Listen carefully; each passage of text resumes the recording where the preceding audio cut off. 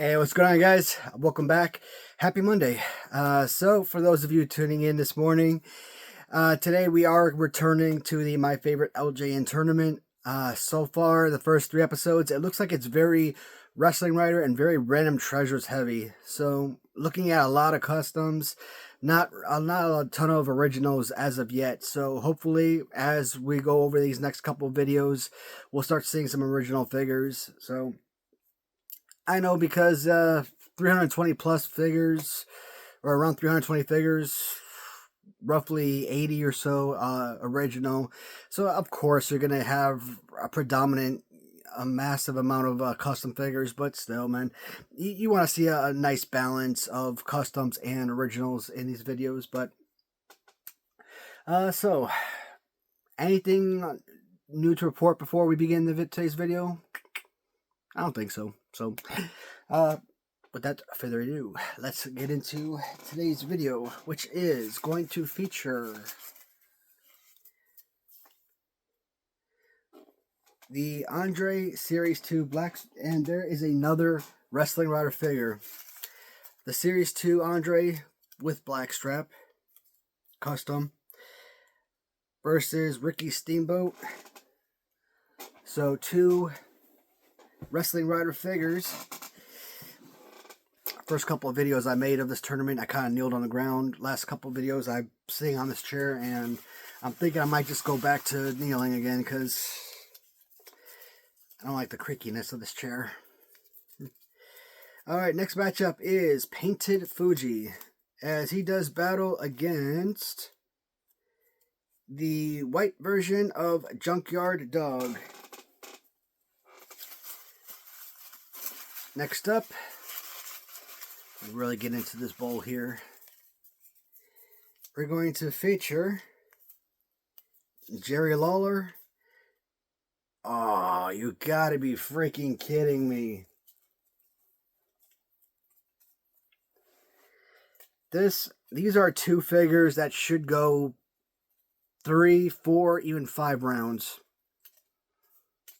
Both from Random Treasures. Jerry Lawler versus The Undertaker. They're two perfect figures. How do I choose? This is why I don't like random drawings, man. You don't know. You can't plan ahead when it's random.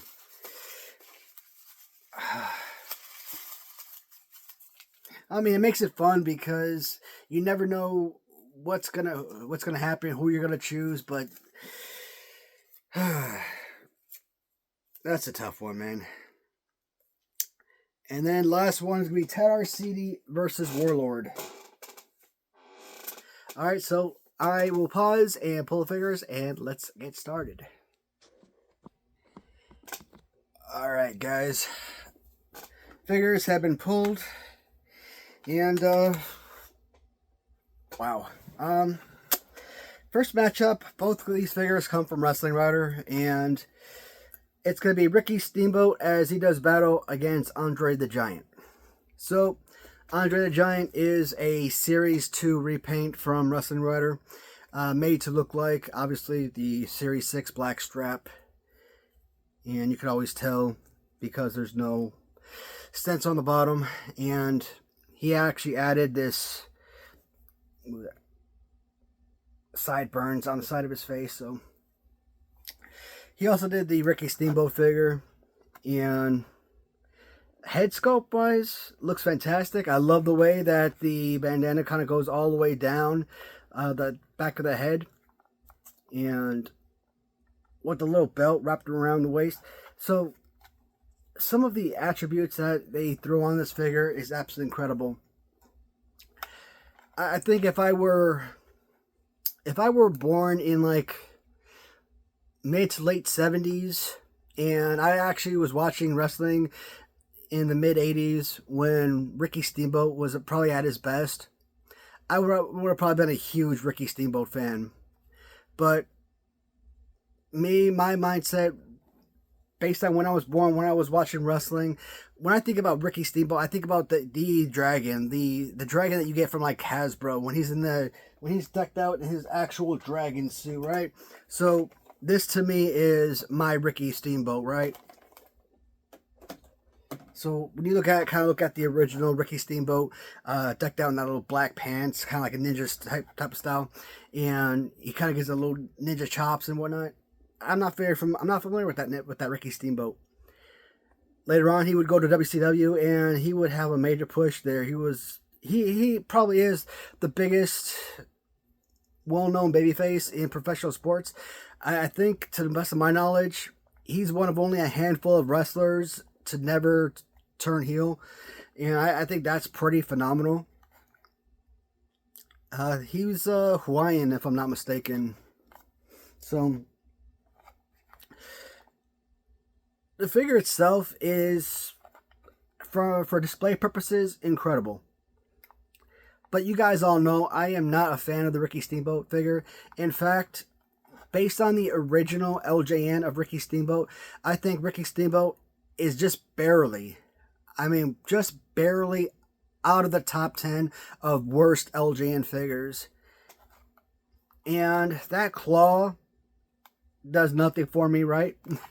I always said that this right here, grabbing someone by the top of the head and throwing them face first into the mat, that right there is like the finisher or something. Because, I mean, what else can you do with this? Maybe a DDT? Okay. It's essentially an unplayable figure to me. Not enjoyable whatsoever. And I don't want to criticize kids that may have had this figure growing up and really enjoyed it, but I know I've had figures, and when you look at like Galoob, Ron Simmons, and Scott Steiner, okay, two absolutely horrendous figures from the line, very unplayable, but you had to make use out of them, right? Or you kind of think about like Brutus Beefcake and Jimmy Snuka from like Hasbro, really bad figures you had to make use out of because they were there. I understand if you're a kid and you had this, you had to make use out of it, but man, it's just not a good figure. I love the customization of Ricky Steamboat. If it was just simply Ricky Steamboat against Andre the Giant, I don't care if you're looking at Andre the Giant Series 1, 2, or 6. If it's original figures, if it's a custom, it's not even a question. 1,000,000 times out of 1,000,000, Andre the Giant will take this battle. But the only thing that's giving me pause in this particular battle, there's a couple things. Number one, because it's a custom, and I know that there's multiple Andre the Giant figures in this tournament, and I already know that if this Andre the Giant goes up against an original Series 6 Andre the Giant, hell, if this goes up against an original Series 2 short-haired blue trunks Andre, this one is going to lose. So, that to me makes me feel like there's no sense in keeping this particular figure in the tournament when I know that he can't beat himself, essentially. At the same time, this is my favorite LJN tournament, and Andre the Giant has one of my most favorite and perfect fighting poses, one of the most bulky and most enjoyable figures for play, right? And I actually love and enjoy Andre the Giant as a character. I really didn't know too much about Ricky Steamboat growing up. I mean, Andre the Giant's always been there. I mean, the man is an absolute legend for a reason. So I feel like if I choose Ricky Steamboat, I will only be choosing him because Andre is going to lose against himself, in a nutshell. And I'd basically be keeping Ricky Steamboat based on his added customization, his added designs to the figure.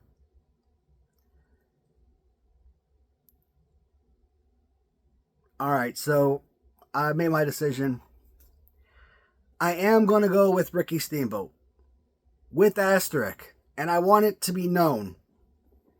There is no way in Sam's heck that Andre the Giant would ever in a gazillion years lose to Ricky Steamboat. I just want anybody that watches this to know that this is not a superior figure. But the only reason I am choosing is for the reason I gave earlier. And that is because I know that this custom would not defeat his self in other rounds. So this is just allowing another character to move on to later rounds, so that fans of Ricky Steamboat can still see this character move forward. And let's be honest, this is a good customization. So you could potentially see this particular figure go 4 or 5 rounds based on a ram drawing. It's very possible. Is he going to win a tournament? Not likely, but you'll still get the opportunity to see him very far potentially. So I'm going to choose Ricky Steamboat for that purpose and that purpose only. Next battle is going to feature White Junkyard Dog as he squares off against Painted Fuji. And we will start with Junkyard Dog. This one kind of bothers me. Through Wrestling Rider, you guys know I've been talking about it for years, man. I used to talk about him forever, because at one point, I'd say probably more than half of my customs came from him.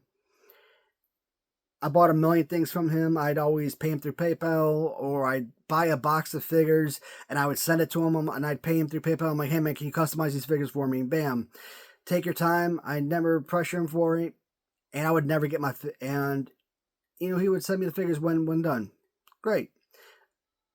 He was a friend. I trusted him. And for the longest time, it worked just fine. And then over the last couple of years, he kind of like screwed me big time and just wasn't sending me my box, wasn't sending me anything.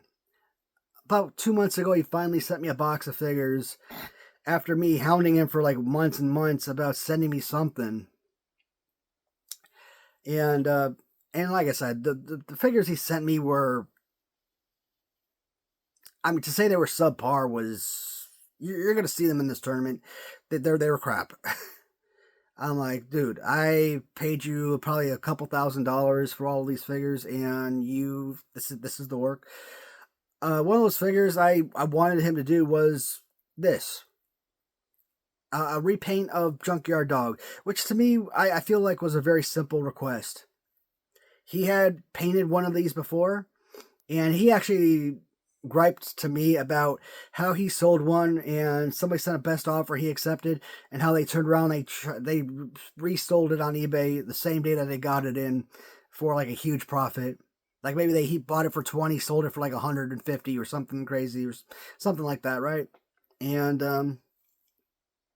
so I know that it's possible. After this tournament, I probably won't be talking about him again, because again, I don't think he watches my channel, and if he does, he shot himself in the foot with this. The man lost my respect, he lost my trust. I used to give him shoutouts all the time, and I used to refer people to him, and now I kind of feel disappointed that I do that, because, man, if people are having the same experiences that I am, sometimes your word, that's all you have in this life, right?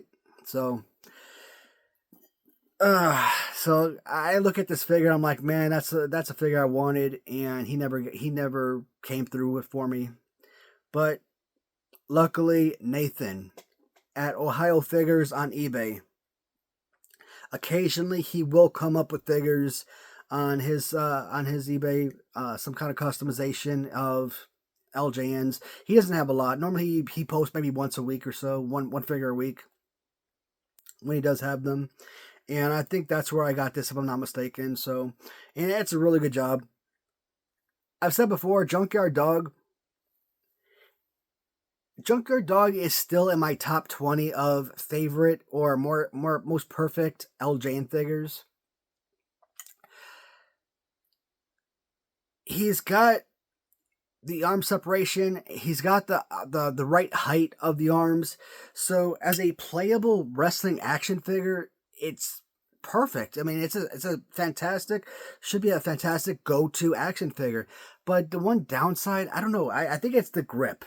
Maybe it's because the body is hunched over, but the grip of the figure, it just, as fun and as nice of a figure, a playable figure you think it could be, I think it could be better.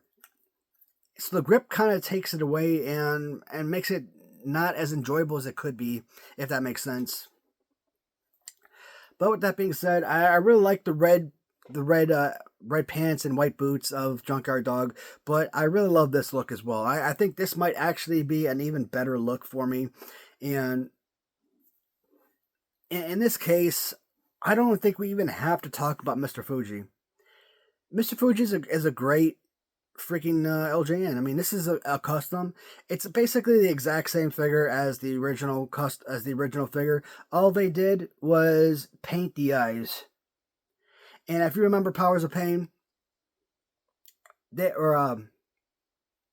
it Powers of Pain? No, I think it was Demolition, where he kind of painted his eyes like this. It's one of the two, man. I can't remember which one, because they both wear eye paint, or face paint. So either Powers of Pain or Demolition.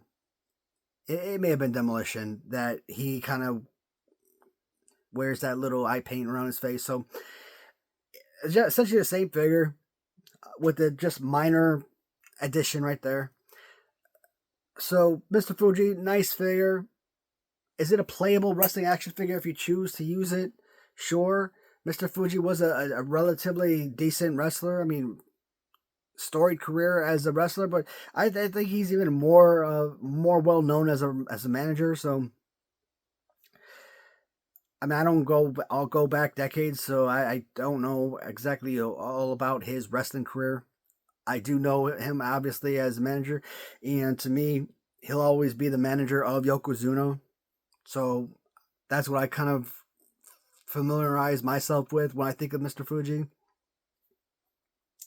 And when you go back further and you kind of look at guys or tag teams like Demolition, and you look at Powers of Pain, stuff like that, right? You think of Yokozuna, and you think about these different tag teams and these different wrestlers that he's managed. It's like incredible. So, apples and oranges in this case. Junkyard Dog, one of my top 20 favorite figures. Play-wise, pose-wise, fantastic. Mr. Fuji, not even comparable in any way, shape, or form. So,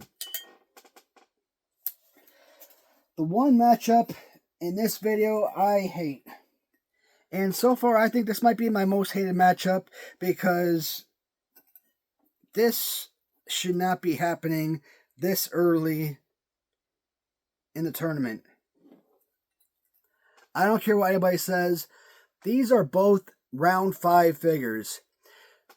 I feel like all of these videos, no matter if you have 100 figures or 700 figures, I think they all go 7 rounds. So anything that surpasses 3 rounds, I think are your elite figures, and anything that makes it to round 5 or past are your super elite figures. And these to me are both round 5 figures to me. Undertaker, I pulled this off the shelf, and Random Treasures, I've been really bragging about them lately, because I think that their stuff has been getting so much better. But then I see something like this, and I'm like, dang, you're making me look bad, Random Treasures. This figure does not move off the shelf. Occasionally, I'll do a video like this. I'll pull him off the shelf to talk about him. But other than that, he does not move. So why is there all of this paint loss on his hand? There's nothing sitting in his hand. I have the urn that goes in Paul Bear's hand, but nothing goes in his hand, so it's not like he's holding anything. So why is there paint? I'm trying to think if see if it's on the other side as well. And yeah, even down here it's cracking a little bit. So I talked about SD Jones being like the perfect play pose for Undertaker. SD Jones, he's got left arm up, and the right arm is like yay high. If they had gone with this, I don't mind them mirroring it, where the right choke slam instead of the left choke slam. Right arm is still a little bit higher than SD Jones. I would have liked the arm to be down a little bit more, but you can live with that. But this arm way down like that, no. If you bring his arm up more where you could actually do a legitimate punch, this would be a perfect figure. It looks as aesthetically pleasing. I mean, you got the Undertaker's face. I love the glossiness. I cannot brag, but I love the glossiness that are added to these figures. When you look at Zeus and you see that glossiness, or Abdul the Butcher, you get guys like freaking Undertaker and you got that gloss. It makes the figures pop. So that really excites me. I love that aspect of it. And of course, I think they had like original purple gloves on the stock photo, but I wanted original 1989, 1990 Undertaker, so I went with the original gray. Obviously, purple would probably been better, just because of the color. But no, I like gray and I like the originality. So.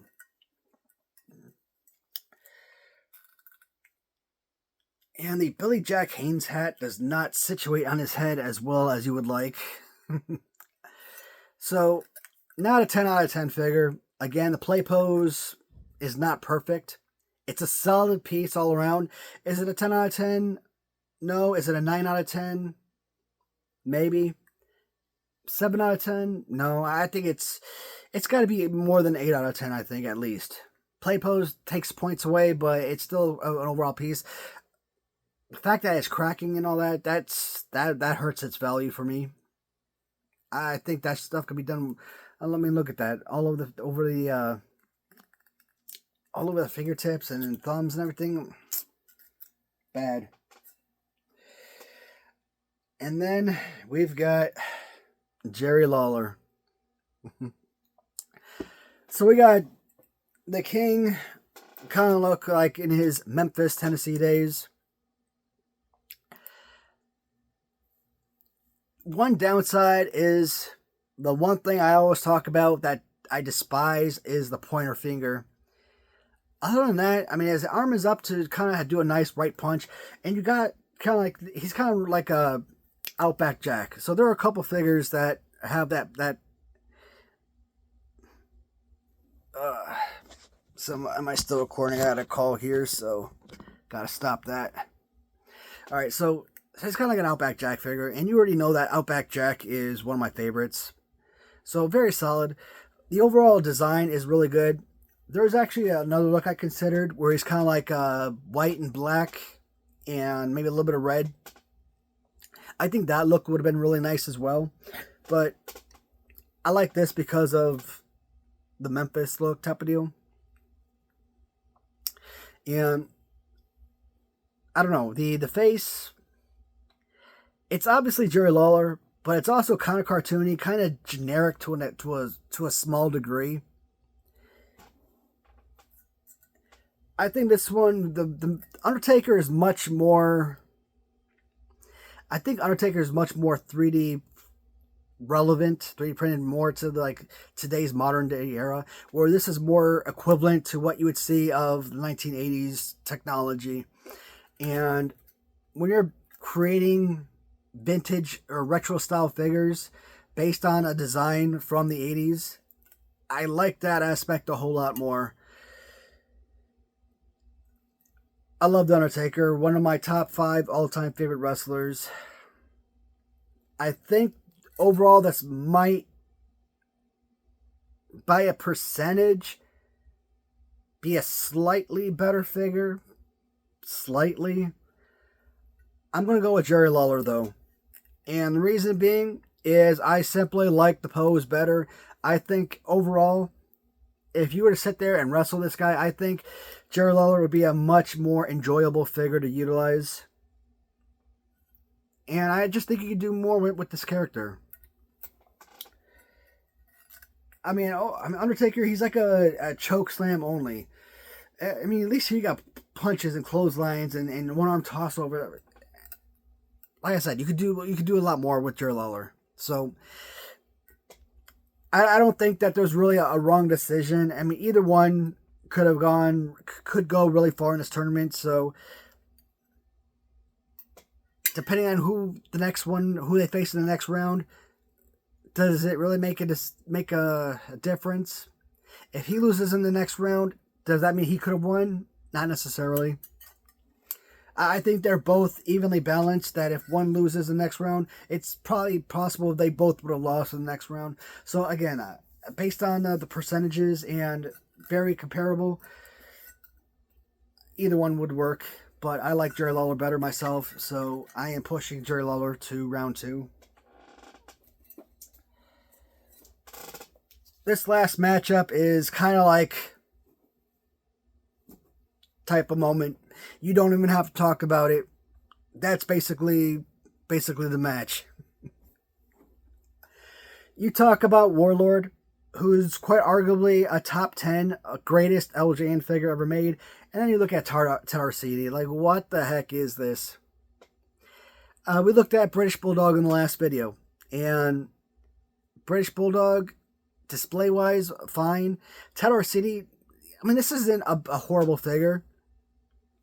He's got the big chest, big strong chest, kind of like that of a Dino Bravo that you get from Ram Treasures, right? And it's a fine figure. It really is. It's okay. It's just not my specialty figure because of this right here. When you start getting these figures like Steve Williams and Ted Arcidi and, Harley Race, right? Figures that have these arms in super close. Arn Anderson Gloob 2-ups. Stuff like that, right? I don't like those figures. I said it before, am I sitting there? Am I wrestling these guys? Am I creating my own wrestling matches? Am I creating my own wrestling federation and posting those to YouTube or anything like that? No, I'm not. These are collections. They're for display. They're my own personal museum, my own personal art. But at the end of the day, I have the same mindset that I had as a child, and I like play poses. I think it just makes it look, it makes it pop. It just makes it more interesting. And this just doesn't do it for me. It's a very simple, and I have another custom of like Scott Steiner. I understand Scott Steiner, big Papa Pump and everything, big buff guy and everything. Singlet, it makes sense to use a Ted Arcidi and everything, but the pose is not that great. Ted Arcidi, if he went up against the right competition, he could have probably gone multiple rounds, 2-3 rounds, easy.